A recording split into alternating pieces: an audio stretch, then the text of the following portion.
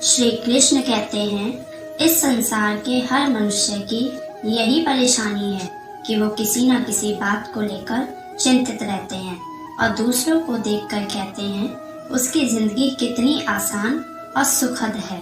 उन्हें अपना जीवन कभी अच्छा नहीं लगता, बल्कि उन्हें तो दूसरों का जीवन अच्छा लगता है। लेकिन मनुष्य को दूसरों से ज्यादा स्वयं पर ध्यान देना चाहिए। आप अपने जीवन में क्या करना चाहते हैं, क्या पाना चाहते हैं, उसके बारे में सोचिए। आप दूसरों के बारे में सोचकर सफल नहीं हो सकते, परंतु अपने जीवन में स्वयं के लिए मेहनत करके आप सफल जरूर हो सकते हैं। जीवन में सफल होने के लिए कर्म करना जरूरी है, परंतु कर्म भी सही तरीके से और सही दिशा की ओर होना चाहिए। इस संसार में कुछ मनुष्य सोचते तो बहुत हैं, परंतु कर्म नहीं करते, और कुछ मनुष्य बिना सोचे समझे ही कर्म करते चले जाते हैं। हमेशा याद रखिए, सही दिशा की ओर किया हुआ कर्म ही हमें सफलता की ओर लेकर जाता है। श्री कृष्ण कहते हैं, आप ही अपने जीवन के निर्माता हैं। आप ही अपने जीवन को बनाते और बिगाड़ते हैं। मनुष्य के कर्म ही उसको जीवन में सुख या दुख देते हैं। मनुष्य बेकार ही दूसरों को देखकर चिंतित रहता है। हमेशा याद रखें, मनुष्य जो भी पाता है या जिस मनुष्य के पास जो कुछ भी है, वो उसकी अपनी मेहनत और उसके कर्मों का फल है। श्री कृष्ण कहते हैं, जो बीत गया उसे आप नहीं बदल सकते, परंतु जो आने वाला कल है उसे आप अपने अच्छे कर्मों से बदल सकते हैं। अगर आप कुछ पाना चाहते हैं तो दूसरों के जीवन पर नजर मत डालिए, बल्कि आप जो पाना चाहते हैं उस पर ध्यान दीजिए। लगातार अपने कर्म करते रहिए। मनुष्य के जीवन में बहुत उतार चढ़ाव आते हैं, परंतु सफल वही होता है जो इन सब के बावजूद अपने लक्ष्य को नहीं भूलता और उसे पाने के लिए पूरी लगन के साथ अपना कर्म करता रहता है। जैसे एक बार की बात है, एक सोनू नाम का मनुष्य हमेशा ही अपने काम को लेकर चिंता में रहता था। वो जो भी काम करता था उसमें उसे निराशा ही मिलती थी। उसे पता चला उसके गांव में एक महान संत आए हैं, जिनसे लोग दूर दूर से मिलने आते थे।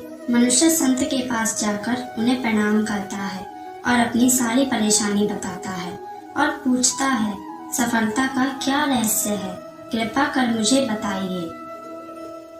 संत ने उस मनुष्य की बात सुनकर उससे कहा, वह कल सुबह नदी के पास आकर मिले, वहीं पर तुम्हें अपने प्रश्न का उत्तर मिलेगा। जब दूसरे दिन सुबह वह मनुष्य नदी के पास पहुंचा तो संत ने उसको नदी में उतरकर नदी की गहराई मापने के लिए कहा। तब मनुष्य ने कहा कि ऐसा करने से मुझे मेरे प्रश्न का उत्तर कैसे मिलेगा? तो संत ने जवाब में कहा, अगर तुम ऐसा नहीं करोगे तो तुम्हें तुम्हारे प्रश्न का उत्तर नहीं मिलेगा। संत की यह बात सुनकर वह मनुष्य नदी में उतरकर आगे की तरफ जाने लगा।